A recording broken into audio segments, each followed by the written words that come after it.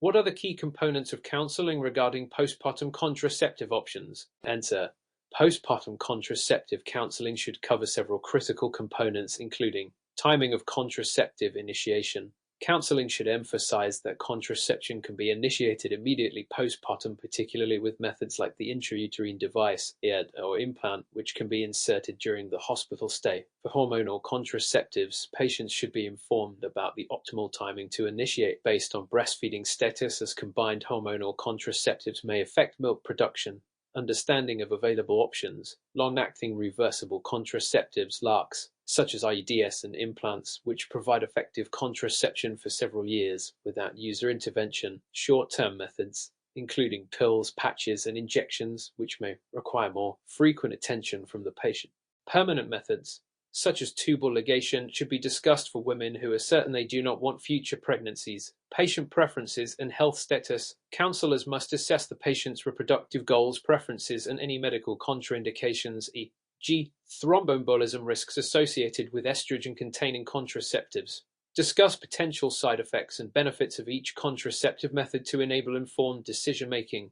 Guidelines and recommendations: the CDC's U.S. medical eligibility criteria for contraceptive use provides guidance on contraceptive safety based on specific health conditions and characteristics. The American College of Obstetricians and Gynecologists (ACOG) recommends comprehensive contraceptive counseling as part of routine postpartum care. A 32-year-old woman presents 6 weeks postpartum with excessive bleeding and signs of shock. What steps should her healthcare provider take in managing suspected postpartum hemorrhage? Answer: in managing suspected postpartum hemorrhage (PH), the healthcare provider should follow these steps. Immediate assessment: quickly assess vital signs to determine the severity of the patient's condition. Signs of shock may include tachycardia, hypotension, and altered mental status.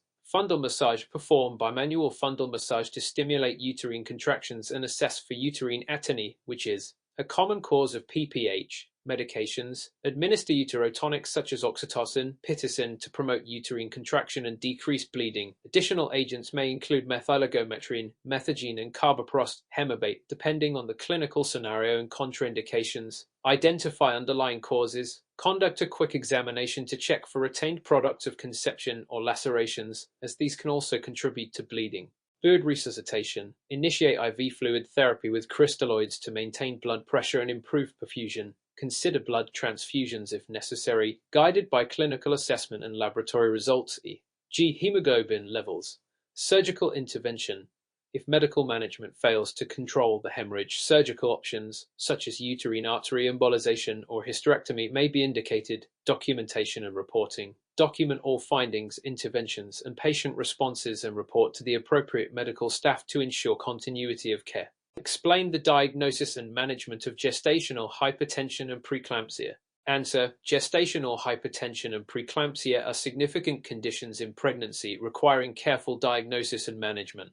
Diagnosis: gestational hypertension, defined as new-onset hypertension, systolic 104 mmHg or diastolic 9 mmHg after 20 weeks of gestation without proteinuria or end-organ dysfunction. Preeclampsia, characterized by hypertension and either proteinuria 300 mg in 24-hour urine or signs of end-organ dysfunction, e.g., elevated liver enzymes, renal impairment, pulmonary edema, or neurological complications. Monitoring: regular blood pressure monitoring is essential, with increased frequency in cases diagnosed with gestational hypertension or preeclampsia. Laboratory evaluations, including complete blood count, liver enzymes, and renal function tests, should be performed to monitor for complications. Management: mild gestational hypertension. Close monitoring with lifestyle modifications, including diet and physical activity, is recommended. The goal is to prevent progression to preeclampsia. Severe hypertension or preeclampsia: immediate treatment with antihypertensive medications, e.g., libitalol methyl-dopa, is necessary to maintain blood pressure below 160–100 mmHg. Delivery considerations: the definitive treatment for preeclampsia is delivery of the placenta. The timing depends on gestational age, severity of symptoms, and fetal condition. Postpartum care: monitor for resolution of hypertension and potential complications such as eclampsia. Preeclampsia can persist postpartum, and monitoring should continue for at least 72 hours after delivery. Guidelines. ACOG guidelines provide criteria for diagnosing and managing hypertensive disorders in pregnancy, emphasizing the importance of timely intervention to prevent maternal and fetal complications. A 28-year-old woman with a history of gestational diabetes in her previous pregnancy is planning her current pregnancy. What screening and management strategies should her healthcare provider discuss with her? Answer: when a patient with a history of gestational diabetes plans a pregnancy, the healthcare provider should address the following screening and management strategies: preconception counseling, discuss lifestyle modifications, including diet and exercise, to optimize weight and metabolic health before conception, encourage a balanced diet low in simple carbohydrates and high in fiber. Early screening, screen for diabetes before conception or as soon as pregnancy is confirmed. This may include fasting glucose and hemoglobin AC tests to assess glycemic control and identify pre-existing diabetes. Monitoring during pregnancy. The provider should initiate screening for gestational diabetes at 2-4 to 8 weeks of gestation using the oral glucose tolerance test. Or reinforce the importance of maintaining healthy lifestyle practices throughout pregnancy to minimize the risk of developing gestational diabetes again. Management plans. If gestational diabetes is diagnosed, an individualized management plan should be developed, including dietary modifications, regular blood glucose monitoring, and potential insulin therapy if glycemic targets are not met. Postpartum follow-up. Advise the patient to have a glucose tolerance test 1-2 weeks postpartum to assess for persistent diabetes. Women with a history of gestational diabetes are increased risk for type 2 diabetes later in life, so ongoing monitoring is critical. Guidelines.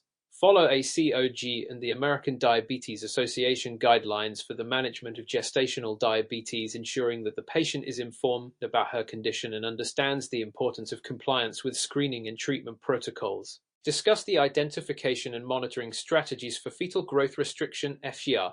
What are the management options? Answer: fetal growth restriction (FGR) is a condition where a fetus is unable to achieve its genetically determined potential size. Proper identification and management are crucial to ensure positive outcomes. Identification. FGR can be suspected based on clinical factors such as maternal risk factors e.g. hypertension, diabetes, smoking, and abnormal fundal height measurements during routine prenatal visits. An ultrasound is essential for confirming FGR, typically by measuring the estimated fetal weight (FWEIght) and assessing growth parameters e.g. biparietal diameter, abdominal circumference. Monitoring strategies. Increase frequency of ultrasounds to monitor fetal growth and amniotic fluid levels. Doppler studies may be utilized to assess blood flow in the umbilical artery, providing information about placental function. Non-stress tests, NSD, or biophysical profile (BPP) can evaluate fetal well-being and help guide management decisions. Management options. Delivery timing. In cases of confirmed FGR with placental insufficiency or abnormal Doppler findings, early delivery may be indicated to prevent further complications. The timing should be individualized based on gestational age and fetal condition. Enhanced monitoring. For mildly affected fetuses, a close surveillance may be appropriate with careful monitoring of maternal and fetal health, counseling, and support. Patients should receive counseling about the potential implications of FGR and what to expect during labor and delivery. Guidelines. The ACOG provides specific recommendations for the management of FGR, emphasizing the importance of individualized care and interdisciplinary approaches to optimize outcomes for both mother and fetus. Mr. Thompson, the 35-year-old man, presents to his obstetrician's office for a preconception consultation with his partner. They are concerned about their fertility due to a history of testicular surgery. What assessments and discussions should the healthcare provider initiate? Answer: in the case of Mr. Thompson, the healthcare provider should consider the following assessments and discussions. Medical history review. Obtain a detailed medical history, including the nature of the testicular surgery, any complications, and the length of time since the procedure. Previous fertility assessments should also be discussed. Fertility assessment. Recommend a semen analysis to evaluate sperm count, motility, and morphology. This is crucial to assess any potential impact of the previous surgery on fertility. Discuss potential referrals to a reproductive endocrinologist or urologist specializing in male fertility if initial assessments indicate issues. Counseling on lifestyle factors. Discuss the importance of healthy lifestyle choices, including maintaining a healthy weight, avoiding tobacco and excessive alcohol use, and managing stress, which can all affect fertility. Consideration of timing and frequency of intercourse. Provide guidance on optimal timing for intercourse, particularly around the ovulation period of the partner, to maximize the chances of conception. Genetic counseling. Depending on the surgical history and any family planning concerns, genetic counseling may be indicated, especially if there are hereditary factors influencing fertility. Assisted reproductive technology. Discuss potential ART options if natural conception proves difficult. This may include in vitro fertilization if or intracytoplasmic sperm injection, ICSI, depending on sperm quality. Outline the risks and management strategies associated with multiple gestation pregnancies. Answer: multiple gestation pregnancies carry unique risks and require tailored management strategies. Maternal risks include gestational hypertension, preeclampsia, gestational diabetes, and increased risk of cesarean delivery. Fetal risks: high rates of preterm birth, intrauterine growth restriction, ERGA, and perinatal morbidity mortality. Monitoring. Early and frequent ultrasounds are essential for monitoring fetal growth and development. This includes assessment for signs of discordant growth among multiples, close monitoring of maternal health through regular blood pressure checks and laboratory tests to evaluate for gestational hypertension and diabetes. Management strategies. Prenatal care. Regular visits with a healthcare provider specializing in high-risk pregnancies. This schedule may need to be more frequent compared to singleton pregnancies. Delivery planning. The mode of delivery should be planned based on the number of fetuses, fetal positions, and maternal health. A cesarean delivery may be indicated for certain presentations, such as transverse lie or when the first twin is in a non-optimal position. Education. Provide education to the patient about signs of complications such as preterm labor and the need for timely medical attention. Guidelines. ACOG provides guidelines for managing multiple gestation pregnancies, emphasizing the importance of individualized care in collaboration with a multidisciplinary team to optimize outcomes for both the mother and the fetuses. Explain the management and delivery planning for a patient diagnosed with placenta previa. Answer: placenta previa is a condition where the placenta is abnormally positioned over or near the cervix, posing risks during pregnancy and delivery. Management includes diagnosis. Ultrasound is critical for diagnosing placenta previa, often performed in the second trimester. The type of previa, complete, partial, marginal, should be classified to guide management. Monitoring. Patients diagnosed with placenta previa require close monitoring throughout pregnancy, including regular ultrasounds to assess placental position and any changes. Activity restrictions. Advise patients to avoid activities that may provoke bleeding, such as sexual intercourse, vigorous exercise, or heavy lifting. Bed rest may be recommended in some cases. Delivery planning. The delivery plan depends on the degree of placenta previa and the gestational age. Elective cesarean delivery is typically recommended for complete previa to avoid hemorrhage during labor. Timing of delivery may vary, but it often occurs around 3-7 weeks gestation, provided fetal lung maturity is assessed and ensured. Emergency preparedness. Ensure the patient is educated about the signs of potential complications, such as vaginal bleeding, and understands when to seek immediate medical attention. Prepare for potential blood transfusions or surgical interventions in the event of significant bleeding. Guidelines.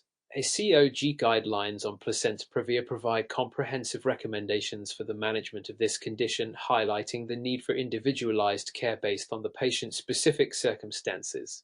What are the key considerations in the management of complications associated with gestational diabetes? Answer: managing complications associated with gestational diabetes requires a comprehensive approach, including monitoring. Continuous blood glucose monitoring is essential for managing gestational diabetes. Patients should be educated on how to perform self-monitoring and recognize the signs of hypoglycemia and hypoglycemia.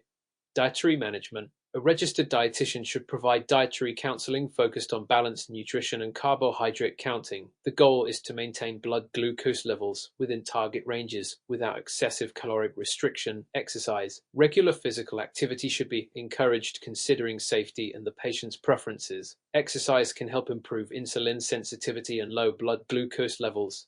Pharmacotherapy. If lifestyle interventions are insufficient to control blood glucose levels, pharmacotherapy may be necessary. Insulin is the preferred treatment, although some oral agents may be considered based on current guidelines and individual patient circumstances. Delivery considerations. Planning for delivery should take into account fetal size and well-being. If macrosomia is suspected, considerations for delivery method, e.g. vaginal versus cesarean, should be discussed with the patient. Postpartum follow-up. Screening for type 2 diabetes should occur 1 to 2 weeks postpartum as women with a history of gestational diabetes are at increased risk. Ongoing follow-up is essential for preventive care and education. Guidelines. Adhering to ACOG and the American Diabetes Association guidelines ensures that management strategies are based on the latest evidence, facilitating optimal care for both the mother and baby. Describe the impact of maternal health conditions on fetal development and the strategies for monitoring and intervention. Answer. Maternal health conditions can significantly impact fetal development and may require tailored monitoring and intervention strategies. Impact of conditions. Conditions such as hypertension, diabetes, obesity, and infections can lead to adverse outcomes including intrauterine growth restriction, preterm birth, and congenital anomalies. Maternal substance abuse e.g., smoking, alcohol, illicit drugs is associated with numerous fetal risks including low birth weight and developmental delays. Monitoring strategies. Regular prenatal visits. Essential for monitoring maternal health and assessing fetal growth and well-being. Increased frequency may be warranted for high-risk pregnancies. Ultrasound assessments to evaluate fetal growth, anatomy, and amniotic fluid levels. Doppler studies may be utilized to assess placental blood flow. Non-stress tests, NSD, and biophysical profiles, BPP, to monitor fetal heart rate and well-being, especially in cases of maternal health concerns. Intervention strategies, medication management. For conditions such as diabetes or hypertension, appropriate medication regimens should be adjusted to minimize risks to the fetus while managing maternal health. Lifestyle modifications. Counseling on diet, exercise, and other lifestyle factors can mitigate risks associated with maternal health conditions. Consultation with specialists. Referral to maternal fetal medicine specialists may be necessary for complex cases or when significant interventions are needed. Guidelines. Following ACOG guidelines ensures that care is comprehensive and based on the best available evidence, emphasizing the need for a multidisciplinary approach to optimize maternal and fetal outcomes. Describe the mechanisms of labor and delivery, focusing on the processes of engagement, descent, flexion, internal rotation, extension, and external rotation. How do these mechanisms interact during the delivery process? Answer. The mechanisms of labor and delivery describe the movements of the fetus through the birth canal during labor. The following processes occur. Engagement. This is the process where the fetal presenting part, usually the head, enters the pelvic inlet. It is a crucial step that marks the beginning of the descent. As labor progresses, the fetus moves down the birth canal due to uterine contractions and maternal pushing efforts. Descent continues until the fetal head reaches the pelvic floor. Flexion. The fetal chin moves closer to the chest, allowing the smaller diameter of the fetal skull to present to the pelvis. This is facilitated by the resistance of the pelvic floor and aids in effective descent. Internal rotation.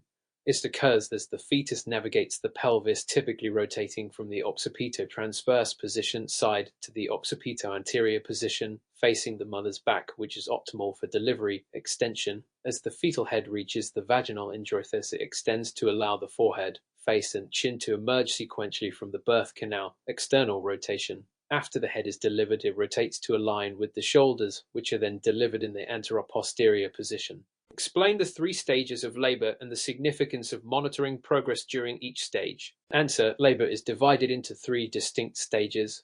First stage of labor. This stage begins with the onset of true labor contractions and ends when the cervix is fully dilated to 10 centimeters. It can be further divided into early phase. Cervical dilation from 0 to 3 centimeters, often characterized by mild contractions. Active phase. Cervical dilation from 4 to 7 centimeters with stronger, more frequent contractions. Transitional phase. Cervical dilation from 8 to 10 centimeters where contractions become very intense and frequent. Monitoring. It is essential to monitor cervical dilation and effacement, the thinning of the cervix, during this stage to assess the progress of labor and identify any potential complications. Second stage of labor. This stage begins once the cervix is fully dilated and ends with the delivery of the baby. This stage involves maternal pushing efforts and fetal descent. Monitoring. Continuous assessment of fetal heart rate and the mother's physical and emotional state is critical to ensure both mother and baby are well during this pushing phase. Third stage of labor.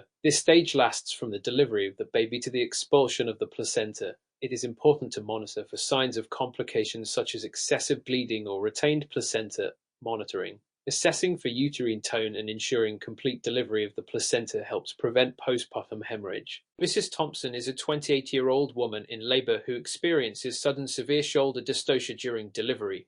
Describe the steps that should be taken to manage this obstetric emergency effectively. Answer: shoulder dystocia is a critical obstetric emergency that occurs when the fetal shoulder gets stuck behind the maternal pubic bone after the head is delivered.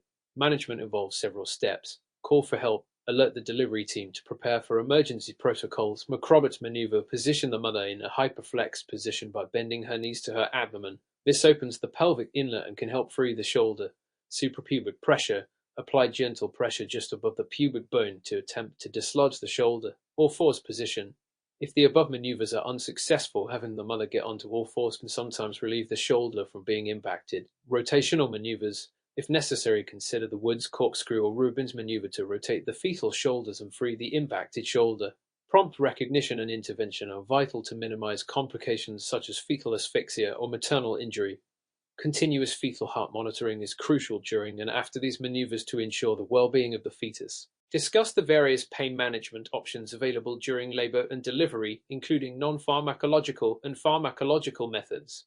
How do these methods differ in terms of benefits and risks? Answer: pain management during labor can be approached through non-pharmacological and pharmacological methods. Non-pharmacological methods. Breathing techniques. Controlled breathing exercises can help women manage pain and reduce anxiety during contractions. Relaxation techniques. Methods such as guided imagery massage and the use of warm compressors can enhance comfort. Hydrotherapy. Immersion in water during labor can help relieve pain and promote relaxation. Benefits. These methods have minimal risks and can empower women by giving them control over their labor experience. They are often encouraged as first-line options. Pharmacological methods. Epidural analgesia, a common choice that provides significant pain relief by blocking nerve signals in the lower body. Narcotics. Medications like fentanyl can be used for systemic pain relief but may cause side effects such as sedation. Local anesthesia, used for perineal pain relief during delivery. Benefits and risks. While pharmacological methods provide effective pain relief, they may have side effects such as hypotension, urinary retention, and prolonged labor. The choice of pain management should involve discussions between the healthcare provider and the patient regarding the risks and benefits. Describe the techniques used for monitoring fetal heart rate during labor. How can the interpretation of fetal heart patterns inform clinical decisions? Answer: fetal heart rate (FHR) monitoring can be performed using two main techniques. External monitoring. This method uses a transducer placed on the mother's abdomen to detect fetal heart sounds and uterine contractions. It is non-invasive and allows for continuous monitoring. Internal monitoring. This technique involves placing a fetal scalp electrode directly on the fetal scalp, providing more accurate and continuous FHR data. It requires ruptured membranes and is used in more complex cases. Interpretation of fetal heart patterns. Fetal heart patterns are classified into three categories: reactive, a normal pattern where FHR accelerates with fetal movement, indicating adequate oxygenation. Non-reactive, lack of accelerations, which may indicate fetal distress and necessitate further evaluation. Variable decelerations, sudden drops in FHR due to cord compression, requiring interventions such as repositioning the mother or increasing IV fluids. What are the key components of postpartum care, specifically regarding the assessment of uterine involution and lochia? Why are these assessments crucial? Answer: postpartum care focuses on the recovery of the mother after childbirth, with key assessments including uterine involution. This refers to the process of the uterus returning to its pre-pregnancy size and position. Assessment includes palpating the fundus to ensure it is firm and located at the expected midline position. A boggy uterus can indicate uterine atony, increasing the risk of postpartum hemorrhage. Lochia. This is the vaginal discharge following delivery, which consists of blood, mucus, and uterine tissue. It is assessed for. Rubra, bright red discharge for the first few days postpartum. Serosa, pink or brown discharge occurring around days 4 to 10. Alba, yellowish-white discharge lasting from about 10 days to several weeks. Importance of assessments. Monitoring uterine involution and lochia is crucial to detect complications early, such as infection or hemorrhage, which can have severe consequences if not addressed promptly. Identify and discuss the indications for cesarean delivery. What are the potential maternal and neonatal risks associated with this procedure? Answer: indications for cesarean delivery include Fetal distress, when fetal heart monitoring indicates hypoxia or other signs of distress, malpresentation. Cases such as breech or transverse lie that cannot be managed with external cephalic version, failure to progress. Prolonged labor despite adequate contractions, often assessed by cervical dilation. Maternal health conditions, such as active genital herpes or certain cardiac conditions that complicate labor. Previous cesarean section, depending on the type of uterine incision and other factors. Risks associated with cesarean delivery. Maternal risks include increased risk of infection, hemorrhage, and longer recovery times compared to vaginal delivery. Neonatal risks may include respiratory complications and potential for birth injuries. What are the essential components of lactation support in the postpartum period? How can healthcare providers address common breastfeeding challenges? Answer: essential components of lactation support include initiation of breastfeeding, educating mothers on proper latch techniques and positioning to facilitate effective breastfeeding from the outset, breastfeeding maintenance, providing guidance on the frequency of feedings, understanding infant hunger cues, and ensuring adequate milk production, addressing common challenges, latch issues, offer support in achieving a proper latch to prevent nipple pain and ensure the baby is effectively feeding. Sore nipples, educate mothers on nipple care techniques such as proper breastfeeding positioning and using lanolin cream to soothe discomfort, engorgement. Advise on frequent feedings, expressing milk if necessary, and using warm compressors before feeding to alleviate discomfort. Healthcare providers play a crucial role in normalizing breastfeeding, providing resources, and encouraging mothers to seek help when facing challenges, ensuring both mother and infant receive the support they need. Discuss the recognition and management of uterine rupture during labor. What are the key signs and how should a healthcare provider respond? Answer: uterine rupture is a rare but severe complication, particularly in women with a history of cesarean delivery or uterine surgery. Key signs include sudden onset of abdominal pain. Severe pain may occur, often described as a tearing. Fetal heart rate changes. Abrupt changes in the fetal heart rate, such as bradycardia or variable decelerations, may indicate fetal distress. Vaginal bleeding. Significant bleeding may occur, though not always. Loss of contractions. A sudden cessation of uterine contractions may be noted. Management: immediate surgical intervention is required, often necessitating a cesarean hysterectomy to manage the rupture and any associated complications. Timely recognition and intervention are critical to reducing maternal and fetal morbidity and mortality. What is amniotic fluid embolism, and what clinical signs should a healthcare provider monitor for during labor? What are the recommended interventions? Answer: amniotic fluid embolism is a rare but life-threatening condition that occurs when amniotic fluid enters the maternal circulation, often during labor or delivery. Clinical signs include sudden cardiovascular collapse, rapid onset of hypotension or shock respiratory distress. Symptoms may include difficulty breathing, hypoxemia, and cyanosis. Altered mental status, confusion, or loss of consciousness may occur. Recommended interventions: immediate resuscitation. Supportive measures including oxygen supplementation, intravenous fluid resuscitation, and vasopressors as needed. Emergency delivery. If the fetus is in distress, rapid delivery may be indicated, typically via cesarean section. Supportive care: continuous monitoring and management of coagulopathy or disseminated intravascular coagulation. DIC may be required, including blood product transfusions. In the context of prenatal care, why is it essential to conduct a comprehensive medical history during the initial evaluation? Discuss the implications of neglecting family history and genetic risk factors. What guidelines should practitioners follow to ensure a thorough assessment? Answer: conducting a comprehensive medical history is critical during the initial evaluation of prenatal care, as it helps identify potential risks and informs management strategies. Key components include family history and genetic risk factors. Identifying hereditary conditions can guide genetic counseling and testing. For instance, a family history of congenital disorders may necessitate additional screenings or specialized care. Past obstetric history. Previous pregnancy complications, such as gestational diabetes or preeclampsia, can indicate a high risk in subsequent pregnancies, necessitating closer monitoring. Neglecting these aspects can lead to missed opportunities for early intervention, increasing the risk of adverse outcomes. Practitioners should adhere to the ACOG, American College of Obstetricians and Gynecologists, guidelines, which recommend a structured approach to collecting patient histories, including genetic counseling protocols and standardized screening tools. What specific assessments and interventions are recommended for a patient identified as high risk during prenatal visits? Discuss the importance of tailoring care based on individual patient needs. Answer: for high-risk patients, comprehensive assessments should include increased frequency of visits. High-risk patients may require more frequent visits, e.g., bi-weekly instead of monthly, to closely monitor their condition. Specialized tests. Additional laboratory tests, such as glucose tolerance tests for gestational diabetes and fetal monitoring, may be necessary. Consultations. Referral to specialists, e.g., maternal-fetal medicine, for conditions like pre-existing hypertension or diabetes is crucial. Patient education. Tailored counseling on lifestyle modifications, medication management, and potential signs of complications should be provided.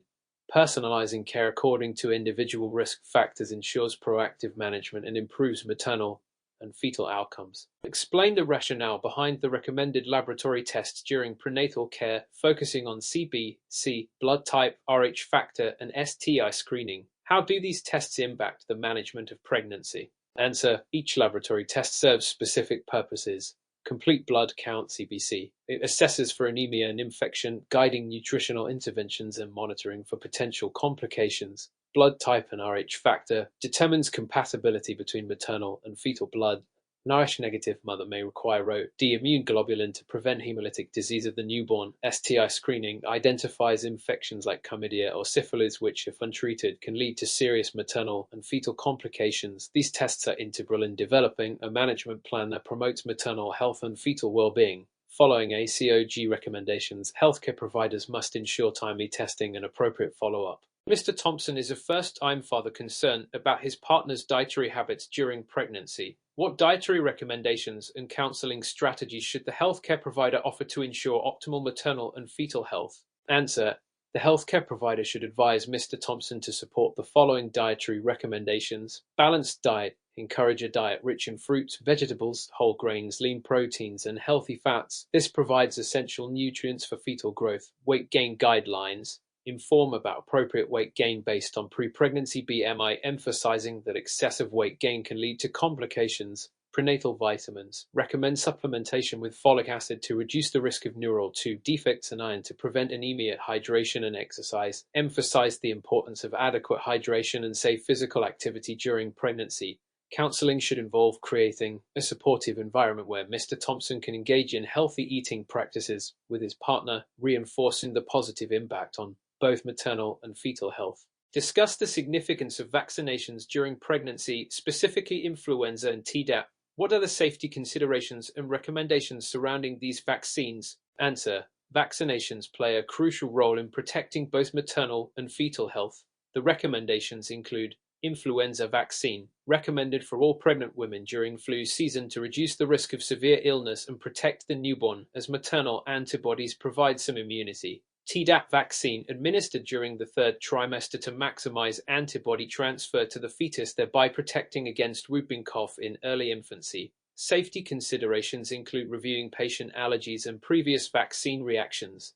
The CDC, Centers for Disease Control and Prevention, guidelines support the safety and efficacy of these vaccines during pregnancy, highlighting the importance of immunization in public health strategies.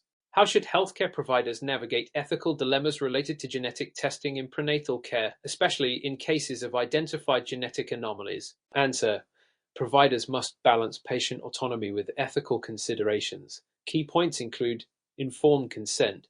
Patients should receive comprehensive information about the benefits, risks, and limitations of genetic testing, enabling informed decision-making. Non-directive counseling. Offer support without coercing patients into specific choices, respecting their values and beliefs. Disclosure of results.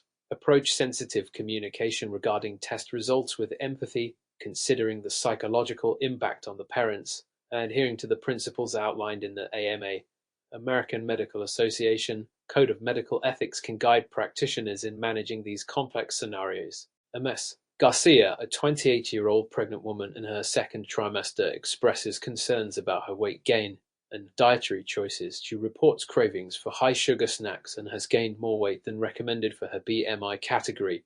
As her healthcare provider, what steps should you take to address her concerns and promote healthy dietary habits? Answer: as MS.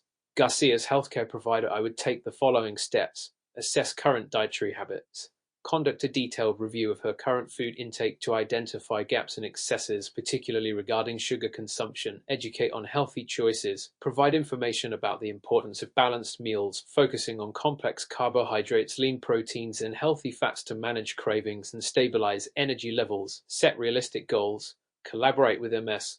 Garcia to set achievable weight gain targets based on her pre-pregnancy BMI, referring to ACOG guidelines for appropriate gains during pregnancy. Introduce healthy snack alternatives. Suggest nutritious alternatives to high-sugar snacks, such as fruits, nuts, or yogurt to satisfy cravings while promoting health. Follow up.